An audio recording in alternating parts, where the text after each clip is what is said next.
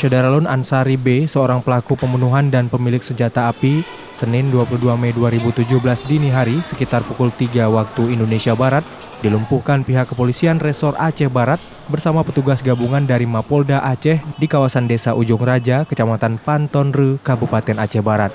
Ansari berhasil ditangkap petugas gabungan saat akan kembali ke rumahnya. Mengetahui ia akan ditangkap, pelaku berusaha melarikan diri sehingga akhirnya berhasil dilumpuhkan polisi dengan melepaskan beberapa tembakan di bagian kaki kirinya. Pantauan Serambi TV saat berada di IGD RSUD Cut Nyadin Melabuh pada Senin pagi, Ansari terlihat terkena tembakan di 3 bagian pada kaki kirinya. 2 tembakan bagian betis dan 1 tembakan di bagian paha. Sedangkan kondisinya terlihat sadar dan membaik namun tangannya diborgol polisi. Dari Melabuh, Dedi Iskandar, Serambi On TV.